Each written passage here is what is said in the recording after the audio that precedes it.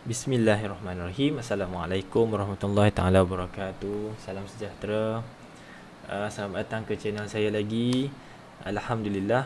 Okey, kalau awak dah sedang tengok video ni, bermaksud awak sedang ataupun awak semestinya sedar bahawa saya telah pun mencapai sebanyak 2000 subscribers. Okey, alhamdulillah. Saya ucapkan terima kasih kepada yang baru saya sampai, sama ada yang baru saya sampai ataupun dah lama subscribe channel saya, dah lama view, dah lama ambil ilmu fizik daripada channel ni.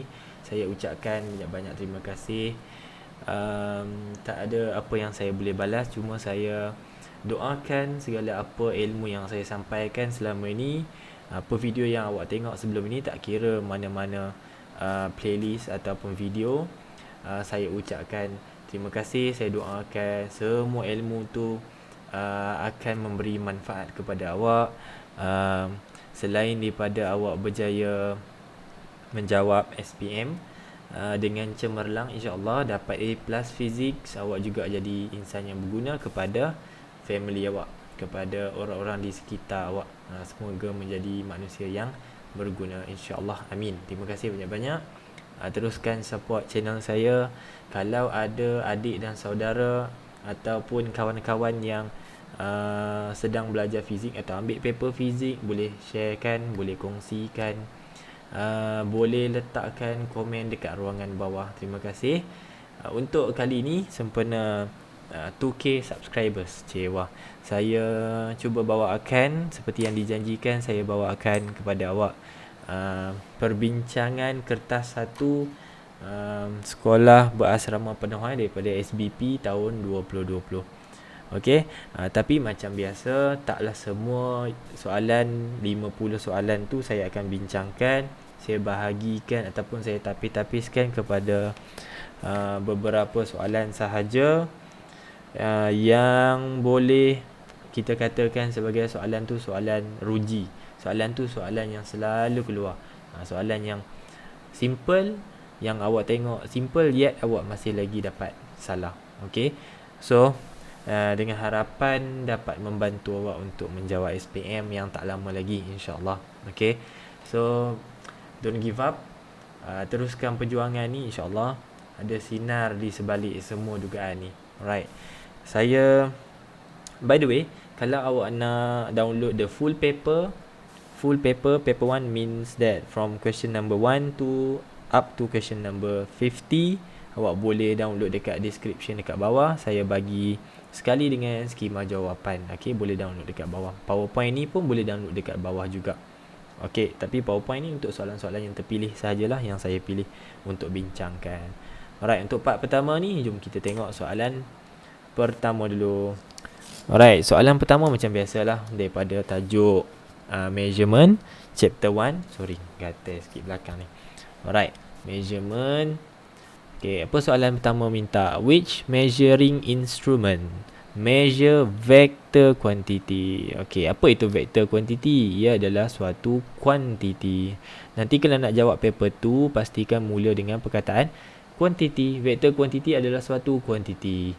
Okay, kuantiti tu mempunyai magnitude, ada nilai magnitude-nya, dan selain daripada magnitude juga dilengkapi dengan direction, ada arahnya.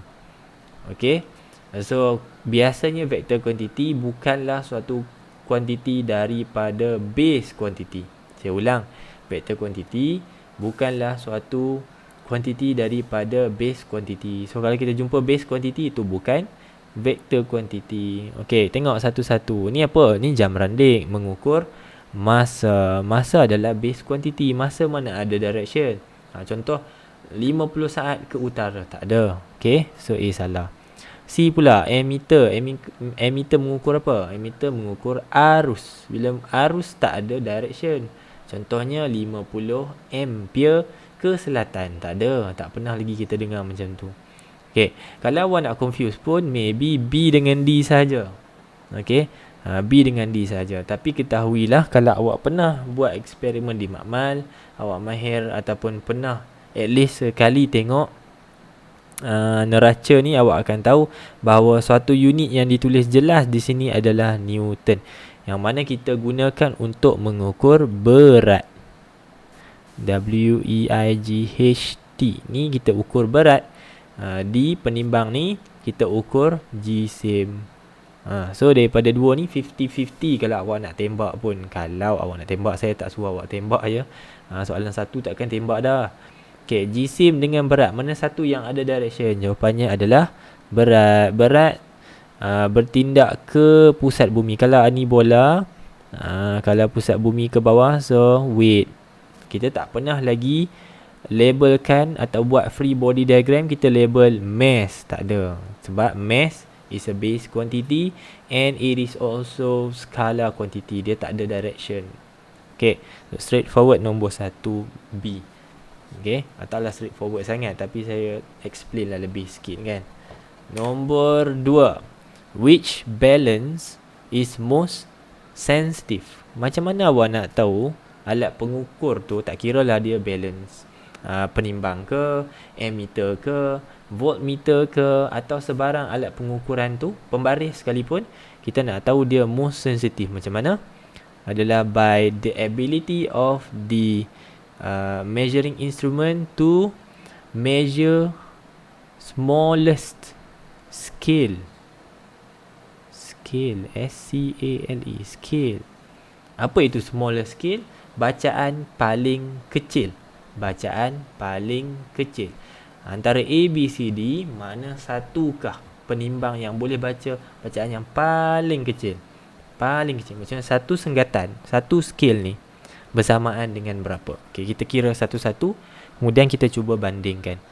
Alright, yang ni 0.5 untuk satu scale, bermaksud ini sensitivitinya 0.5 kg. Setiap bacaan akan naik sebanyak 0.5, 0.5, 0.5. Itu maksud dia. Okay, how about B? B, bacaan paling kecil dia adalah 1.0 kat sini. 1.0 kg. Dia tak boleh baca 0.5. Tak boleh. Awak tak boleh agak-agak dekat tengah ni 0.5. Tak boleh. Because the smallest scale yang boleh dibaca oleh scale B adalah 1.0 kg. Alright. Tu untuk B. Selesaikan C pula. Okay, tengok dekat C. Smallest scale-nya yang ditulis kat sini 0.5. Tapi paling kecil di sini. Paling kecil. Cuba awak tengok dah bahagi berapa tu? Dah bahagi 2. Bermaksud 0.5 bahagi 2. Okay, cuba tekan. 0.5 bahagi 2 akan dapat 0.25 kg. Okay, itu bermaksud, tengok saya highlight ni dengan pen biru. Okay, bacaan di sini kenaikannya setiap kali satu senggatan bernilai 0.25 kg kat situ. Okay, saya padam balik yang saya tanda warna merah. Padam. Alright. Next. Sekejap, tukar bagi warna merah semula. How about D? Tengok D. Yang awak boleh baca kat situ 0.5 dibahagi berapa? 1, 2, 3, 4. 4 senggatan. So 0.5 bahagi 4. Confirm lah ni. Kecil ni.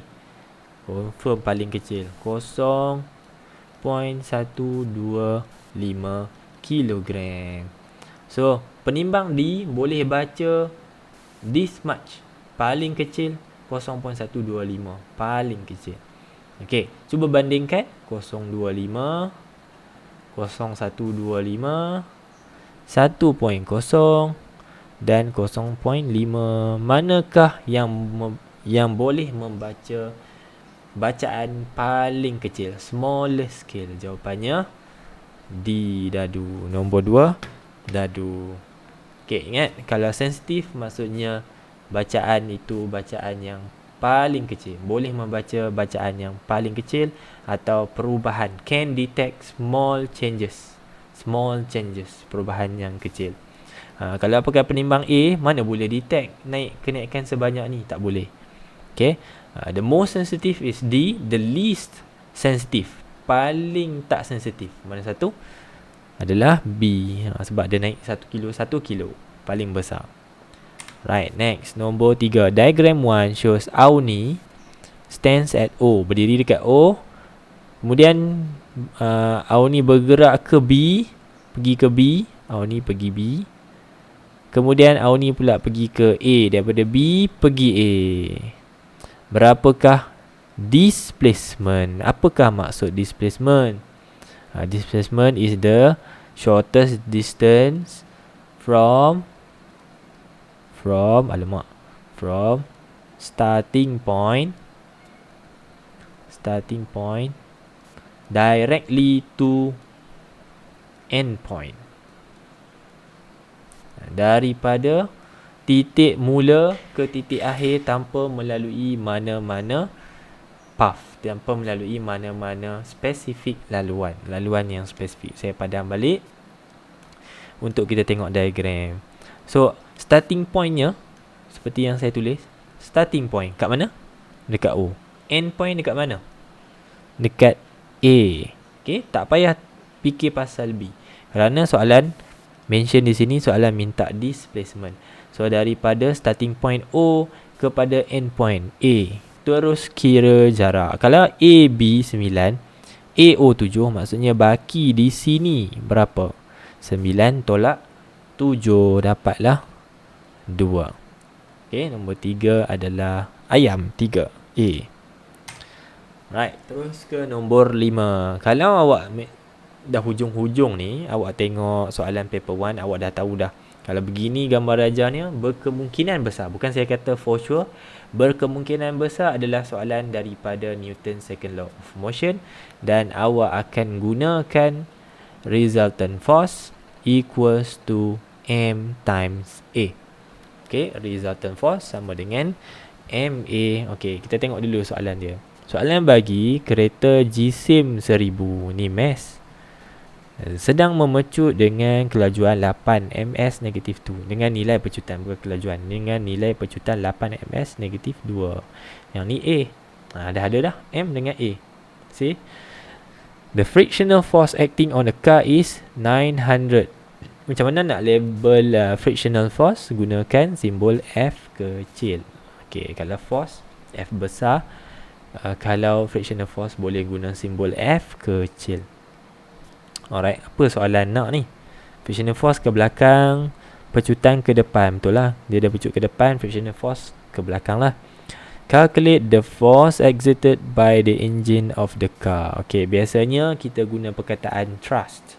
Okay, daya tujah yang dihasilkan oleh kereta. Daya tujah yang dihasilkan oleh enjin kereta bertindak ke depan. In case awak tak tahu, okay, in case awak tak tahu, okay, kita ada dua force yang sedang bertindak ke atas kereta.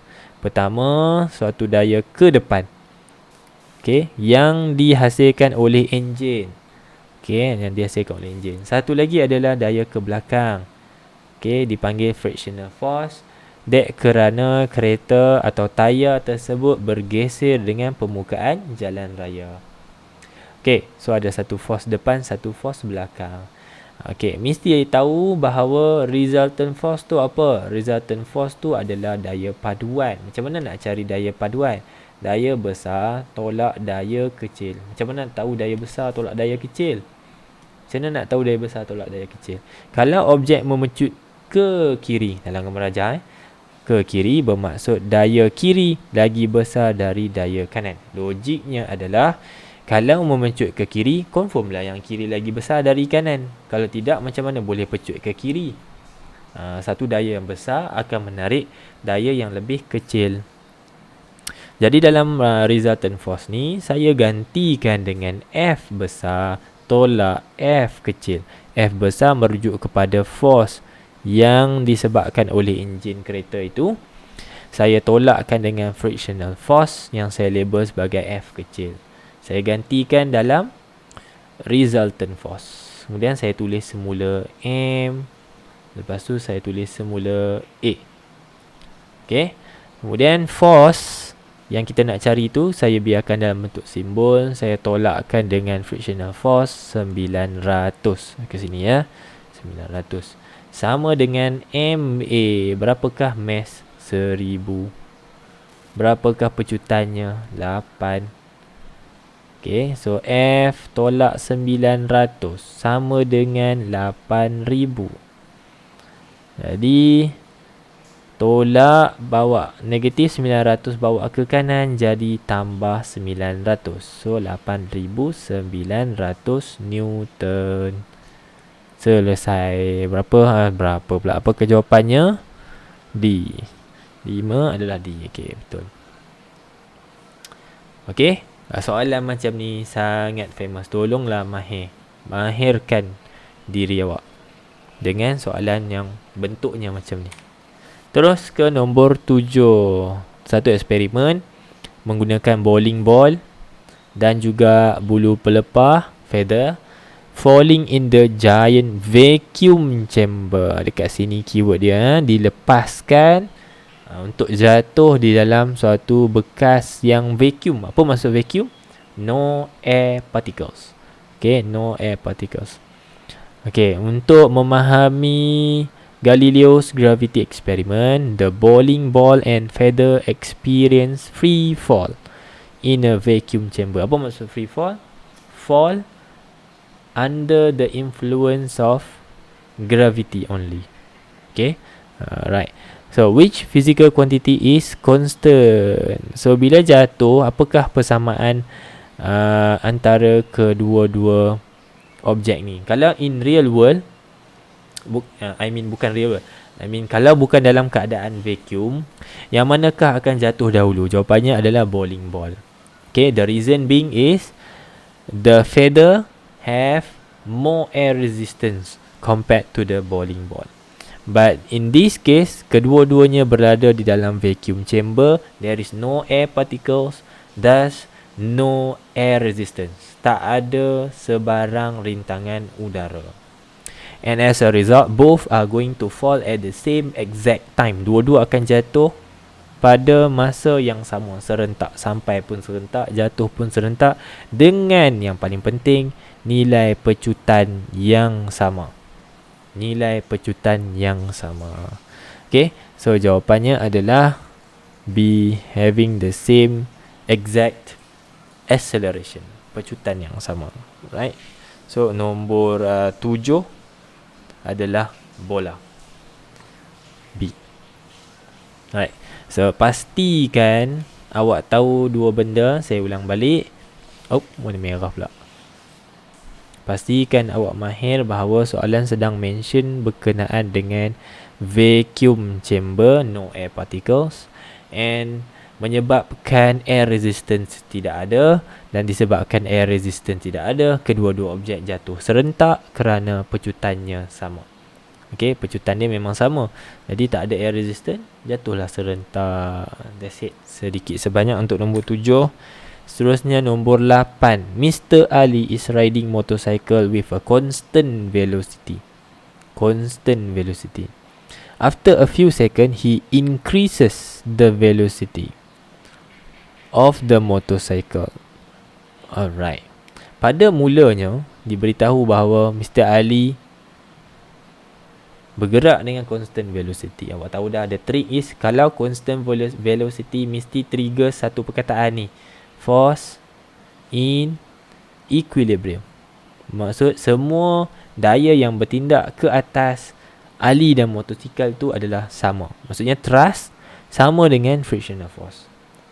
Okay. After few seconds, he increases the velocity. Apakah perkataan lain untuk increase velocity? Jawapannya adalah he is actually accelerating. Memecut. Okay. Ali telah pun menyebabkan dirinya dan motosikal memecut. So, bila memecut, satu lagi keyword adalah force, not equilibrium. Force, all the forces are not equilibrium. Tak sama. Thrust is no longer equals to frictional force. Tak sama.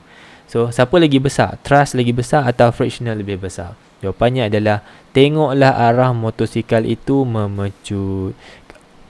Sorry. Kalau motosikal memecut ke depan, which is ke kanan dalam kes ni, ke kanan bermaksud thrust mesti lagi besar dari frictional force. Balik kepada soalan tadi juga. Okay, so nombor 8 adalah ayam thrust lagi besar dari frictional force. Kalau soalan mention constant velocity, jawapannya adalah thrust sama dengan frictional force. Thrust sama dengan, pada asalnya sama. Disebabkan Ali telah memecut motornya, maka thrust lagi besar daripada frictional force. Boleh ya? Alright, nombor 8 selesai. Terus ke nombor 9. Okay, crane lifting a metal block from A to B. So metal block telah pun diangkat ke atas. Soalan tanya, which physical quantity does the metal possess at B? Okay, apakah jenis tenaga yang dipunyai oleh metal block setelah diangkat ke position B? So bila main dengan isu angkat pada satu ketinggian, itu bermaksud tenaga yang possessnya adalah gravitational potential energy. Okay, macam mana tahu? Gravitational potential energy is calculated by using formula mgh. The h here is the height. Okay, the greater the height of the object, or the greater the position of the object, the greater the gravitational potential energy. Lagi tinggi awak angkat satu objek itu, maka lagi besarlah tenaga keupayaan gravitinya. Right, nombor 9 selesai. Nombor 12, manometer. Soalan ni juga adalah soalan hot. Tolonglah boleh jawab soalan macam ni. Alright, macam mana jawab soalan nombor 12? Pertama, kena establish the logic first. Establish the logic. Saya selalu ajar student saya, ada juga dalam video yang lepas saya ajar awak untuk establish the logic dulu. Apa maksud saya establish the logic? Kita kena tahu bahawa the open end here, okay, open end here is allowing the atmospheric pressure to take action. So dekat sini tekanan atmosfera sedang bertindak ke atas permukaan sebelah kiri yang open end. So sebelah sini ada apa? Sebelah sini adalah P gas. Now, level ni tak sama. Level merkuri di dalam manometer tak sama. Nah, awak kena tahu dulu siapa lagi besar dari siapa. Adakah pressure gas lagi besar daripada ATM atau sebaliknya? Jawapannya adalah pressure gas lebih kecil daripada pressure ATM. Alamak, macam mana saya tahu? Kerana level di sebelah pressure gas lebih tinggi daripada level pressure ATM. Kalaulah level, logiknya di sini pressure ATM menolak, ni tangan kiri saya merujuk kepada tube sebelah kiri. So pressure ATM lagi tinggi, maksudnya pressure ATM tekan cecair merkuri tu supaya turun ke bawah. So itu yang berlaku di bahagian sebelah kanan, tube sebelah kanan akan naik lah, sebab pressure ATM lebih besar. Kalau pressure gas lagi besar, so tekanan daripada gas akan tolak permukaan cecair di sebelah kanan untuk PATM punya tube. Cecair di sebelah kiri itu akan naik ke atas. Itu yang macam mana kita bandingkan mana lebih besar. Kalau both is open end, dua-dua ni terbuka. Okay, sini terbuka, sini pun terbuka, dua-dua ditindakkan oleh pressure yang sama, iaitu PATM, maka level merkuri akan sama. Asal je dia macam ni. Kalau awak dua-dua awak biar dia open end, lepas tu awak letak merkuri, awak akan dapat level merkuri yang sama. Macam tu. Level merkuri yang sama sepatutnya. Okey, tapi sebab awak letakkan pressure gas dalam soalan ni, kita letak pressure gas di sebelah kanan, pressure gas pula happen to be less than atmospheric pressure. So atmospheric pressure pushes the mercury level on the left hand side so that it go downward. Okay, go a little bit lower than the right hand side, lebih rendah daripada sebelah kanan ni. Okay, lepas kita establish ni, panjang cerita dia ni. Bukan panjang cerita dia, sebenarnya kalau awak dah ada logik tu dalam kepala, it is very easy, very straightforward soalan ni. Kalau ada logik, kalau tak ada logik memang awak tengok awak blur soalan ni. Okey, awak tahu dah pressure gas lebih rendah dari pressure ATM. Mesti dalam kepala awak tahu bahawa pressure ATM kalau melibatkan merkuri is equals to 76 cm merkuri. Okey, pressure ATM sama dengan 76 cm merkuri. Okey, samalah. Okey, cm merkuri. Alright, soalan minta apa? Determine the gas pressure in the manometer. So, kalau P gas lebih kecil dari P ATM, bermaksud terus ambil 76, which is the ATM, P ATM, tolakkan. Sebab kita nak dapat nilai yang kecil, kita mesti tolak. Kalau kita nak dapatkan nilai yang besar, kita tambah. Okay, sebab apa saya tolak? Sebab saya dah buat logik dekat sini. P gas lagi kecil dari P ATM. So, mesti tolak. Asalnya 76. Okay, berkurang jadi berapa?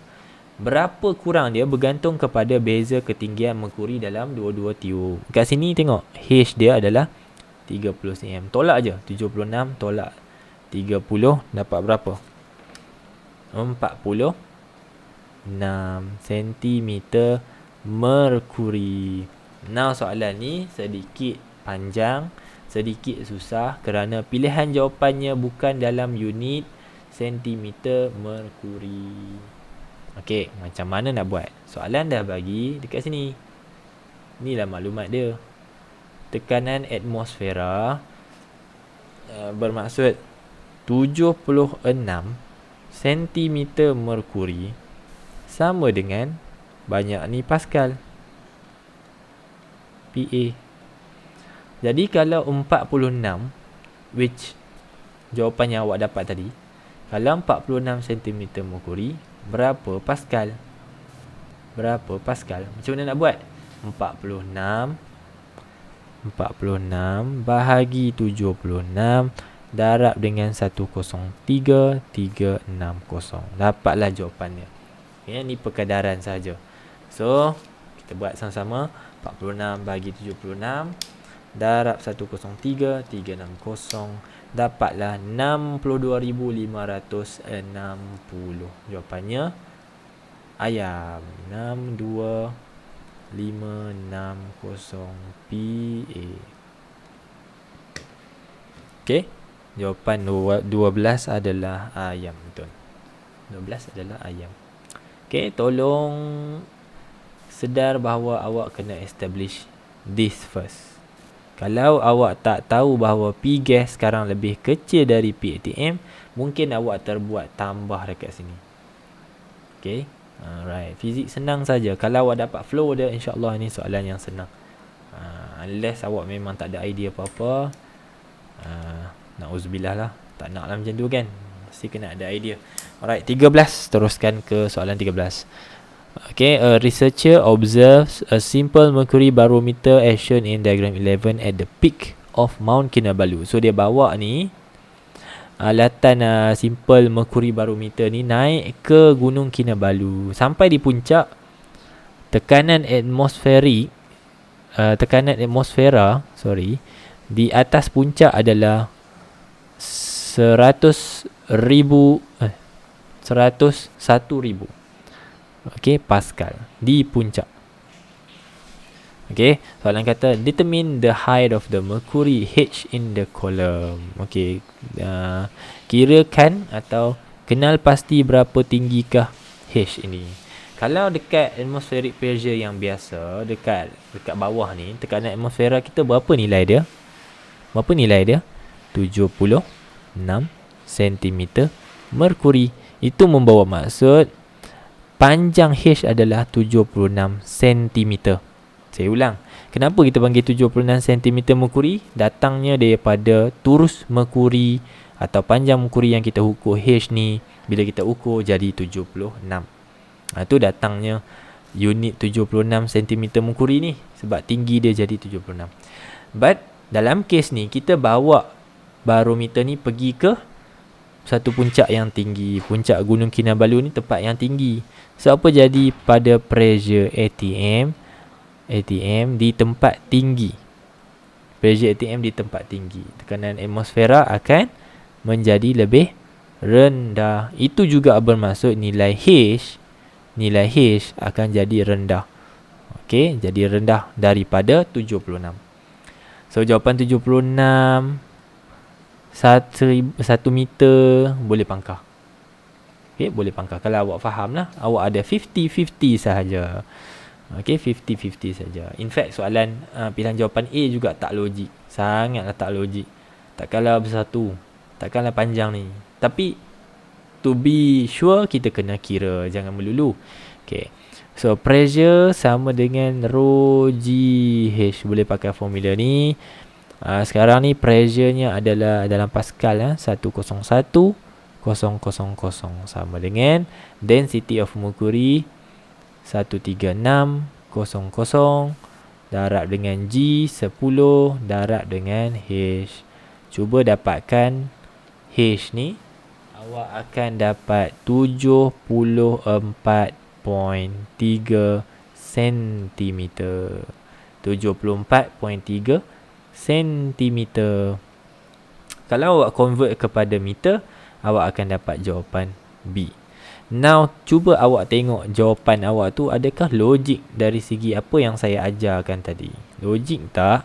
Kalau asalnya 76, bila bawa pergi tempat tinggi, peak, jadilah dia 74. Dari 76 jadi 74, berkurang kepada 74. Logik tak?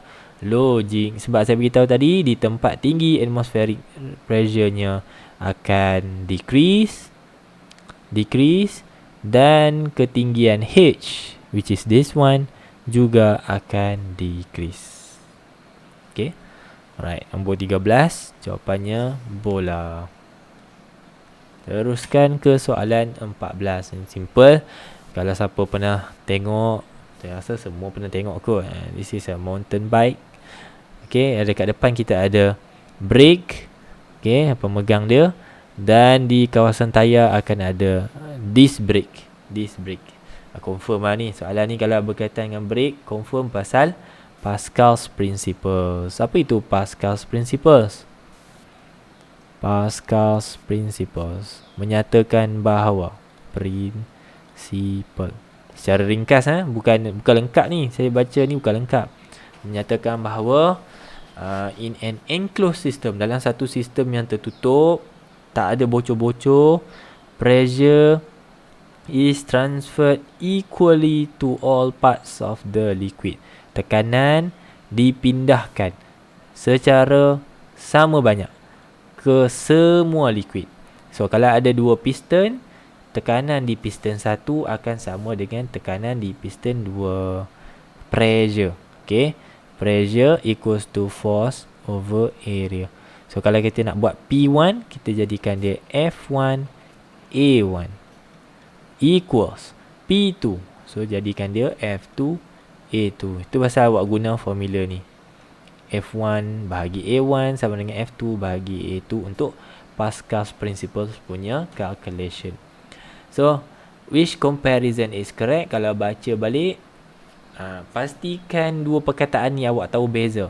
Pascal's Principle is all about pressure. Saya ulang balik. Pascal's Principle is all about pressure. Pascal ni P Pascal represent pressure. Apa yang sama dalam Pascal Principle? Pressure. Apa yang sama dalam Pascal Principle adalah pressure, not force. Bukan daya. Daya tak sama. Daya F1 dengan daya F2 tak sama, tapi tekanannya sama. Bukan dayanya sama. Okay, so should be, kalau awak confuse pun antara A dengan C. Okay, tapi jawapan paling tepat adalah C. The pressure exerted at the brake handle and this brake is equal.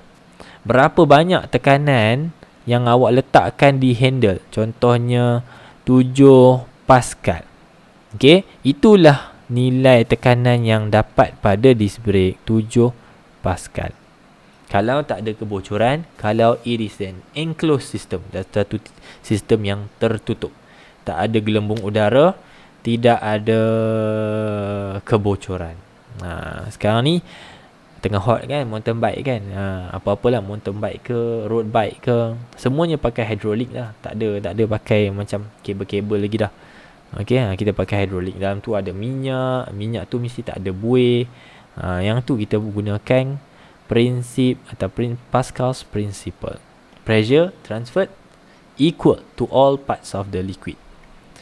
Right, 15. Satu termometer dicucuk kepada ayam yang baru masak, roasted chicken, ayam panggang.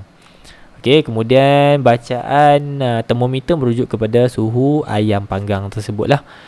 Which physics concept enable the temperature to be taken accurately? Jawapannya adalah thermal equilibrium. Kenapa thermal equilibrium? Kerana after some time, selepas satu jangka masa, temperature of both ataupun both object have same final temperature. Both object have same final temperature means that the temperature of the chicken is the temperature read by the thermometer equals to the temperature of the roasted chicken. Suhu yang dibaca tu adalah suhu roasted chicken lah, selepas beberapa jangka masa, same final temperature.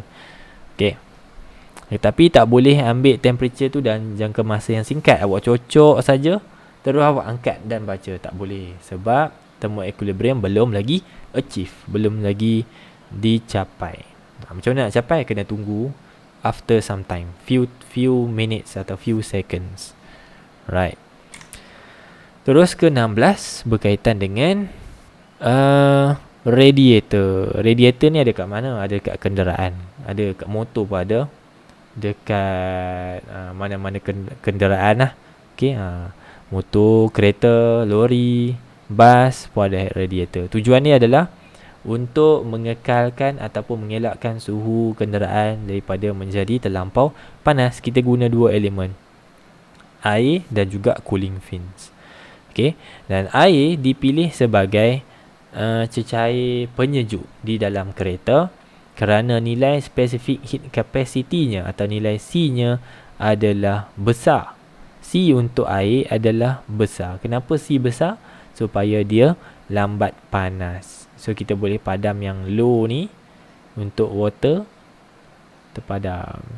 Okay, tinggallah B dengan D sahaja. B dengan D sahaja.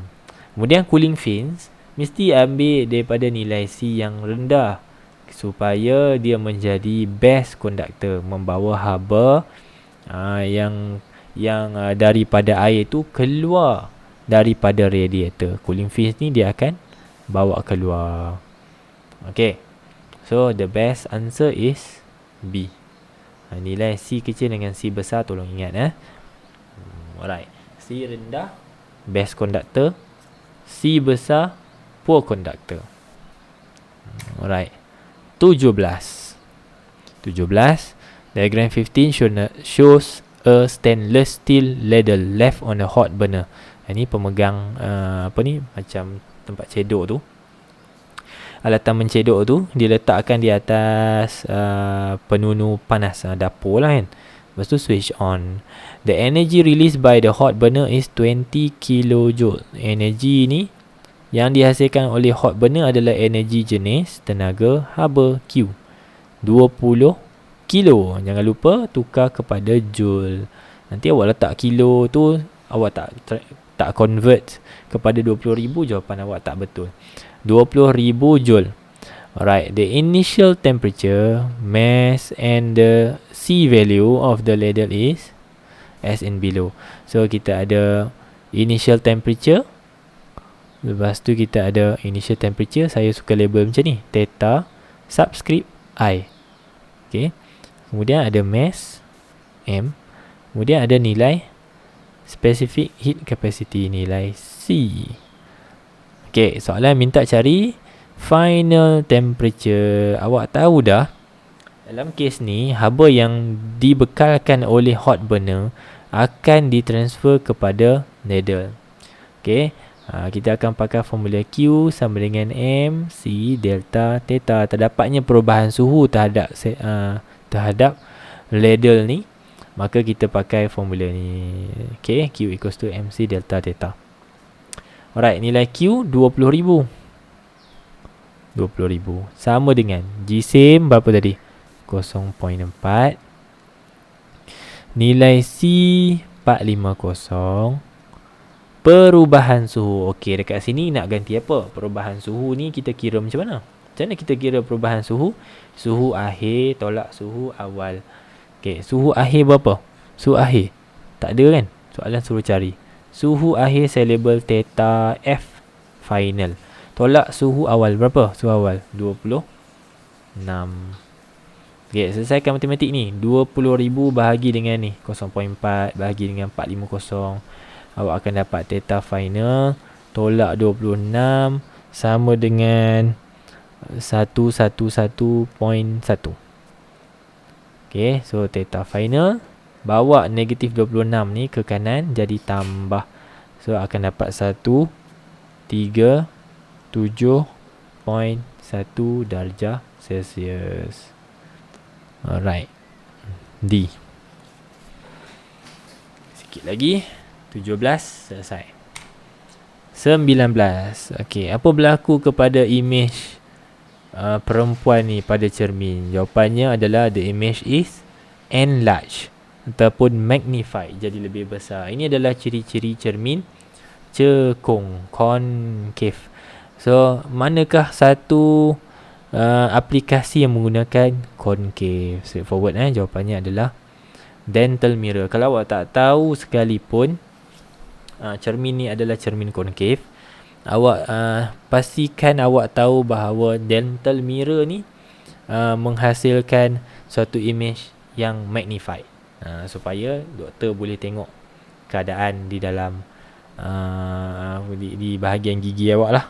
Okay, nombor 19 adalah A. Car side mirror, flat mirror. Curve mirror, sharp corner, convex mirror. Reflected mirror in torchlight juga concave. Tapi kita tak guna dia untuk enlarge kan. Kalau reflected mirror in torchlight, cahaya tu akan menjadi parallel. Kita pantulkan supaya cahaya tu jadi straight beam, lurus. Supaya cahaya tu boleh pergi jauh lurus. Alright, 19 selesai. 22 berkaitan dengan tuning fork. Apabila tuning fork X diketuk, okay, maka tuning fork Y juga vibrate. Okay, kenapakah sedemikian? Apabila X diketuk, X mengeluarkan suatu frekuensi. Okay, dan frekuensi daripada X menyamai frekuensi natural of Y. Frekuensi yang dihasilkan oleh X menyamai frekuensi natural asli oleh Y. Lalu memaksa Y to vibrate at maximum amplitude. Ni ringkas-ringkas lah saya tulis ni. Amplitude. Maximum amplitude. Dan situasi ini dikenali sebagai resonance. Alright. Tu ke? Nombor 22 cicak, betul. Okay, 23. Sikit lagi. Shows a displacement time graph. Okay, displacement time. Okay, apa yang boleh dapat daripada sini? What is period and frequency? Okay, apa maksud period? Ramai orang tak tahu. Sepatutnya dah tahulah kan. Ni simbol untuk period. Period ni apa? Time. Dia adalah masa. Masa apa? Dia tak boleh simply ambil masa. Period adalah time for one complete oscillation. Masa untuk satu ayunan tu, untuk membuat satu ayunan lengkap. Masa untuk membuat satu ayunan lengkap. Ayunan lengkap ni yang mana? Cuba tengok saya label. Ayunan lengkap adalah huruf S yang sedang tidur macam ni. Ni satu ayunan lengkap ni. From here up to here. Satu ayunan lengkap. Ataupun dari puncak atas ni, saya padam balik. Nak tunjuk lah. Saja nak tunjuk. Okay. Ataupun alternatif lain boleh ambil dari puncak ni ke puncak sini.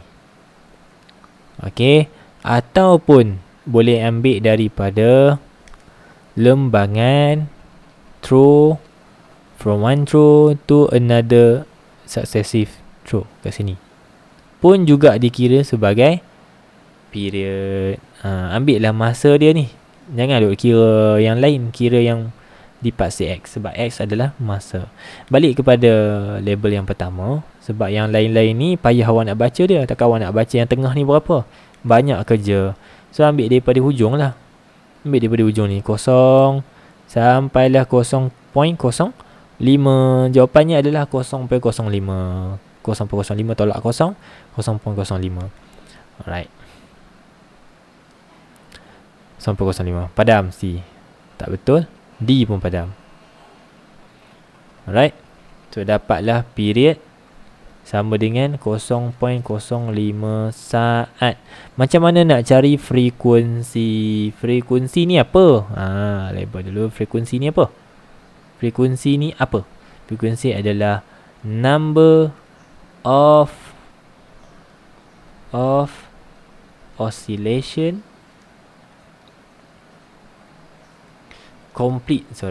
number of complete oscillation in 1 second. Jumlah ayunan lengkap. Dia jumlah berapa banyak? Jumlah ayunan lengkap dalam 1 saat. Okey, dalam 1 second macam ni awak kira. 1. Berapa ayunan dah dibuat? Berapa ayunan dah? Berapa ayunan lengkap yang sudah dihasilkan dalam 1 saat? Tengok ni. Dalam 1 saat. Okey, kita pakai by formula dulu. F sama dengan 1 over T. Jadi 1 bahagi dengan 0.05 dapat berapa? 1 bahagi 0.05. Tekan kalkulator. 1 bahagi 0.05. 20 Hz. Apa maksud 20 Hz? Siapa tahu apa maksud 20 Hz? Kalau awak faham apa yang saya tuliskan dekat sini, awak mesti boleh jawab. Frekuensi adalah jumlah ayunan lengkap. Jumlah ayunan lengkap dalam 1 saat. Jadi kalau 20 Hz jawapannya, apa maksud 20 Hz ni? 20 ayunan lengkap dalam 1 saat. Dia macam ni. Ayunan lengkap macam ni kan? 1, 2, 3, 4, 5. Okey, baru 5. 20 Hz bermaksud 20 ayunan lengkap macam ni. 1, 2, lambat kan? 1 saat dah buat 20.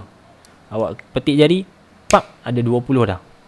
Okey, laju tak laju? Laju 20 Hz bermaksud 20 complete oscillation in 1 second. Itu maksud 20 Hz. Bagi yang dah tahu is okay. Bagi yang baru tahu, pastikan awak boleh ingat 20 Hz bermaksud 20 ayunan lengkap dalam 1 saat. Laju.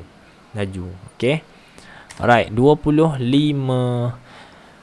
Last untuk part 1 video ni saya bahagi 2 lah supaya tak panjang sangat. Shows the refraction pattern of wave from S to T. Daripada S pergi T. Ni arah wave dia ke sini. Okay. So apa berlaku dalam refraction? Dalam refraction awak kena tahu bahawa the keyword is from deep to shallow. Okay. Jadi the water wave is moving from deep region to shallow region. Apa berlaku kepada frekuensi? Frekuensi dia unchanged. Frekuensi tidak berubah. Apa lagi yang berubah? Direction berubah. Dan yang paling penting adalah velocity ataupun speednya akan berubah. Okay, macam mana speednya berubah? Jadi lebih kecil. Okay, kena ingat ni, air laut apabila menghampiri pantai jadi makin perlahan. Kalau air laut menghampiri pantai jadi makin laju, maka air akan naik ke darat. Simple dia, fikir macam tu. Okay, so I guess that's it untuk part 1. Jangan lupa share video ni. Terima kasih kerana menonton. Semoga dapat manfaat. kita jumpa dalam part 2. Saya akan bincang dari soalan nombor 26 sampai soalan yang terakhir. Jumpa lagi. Terima kasih. Assalamualaikum. Bye-bye.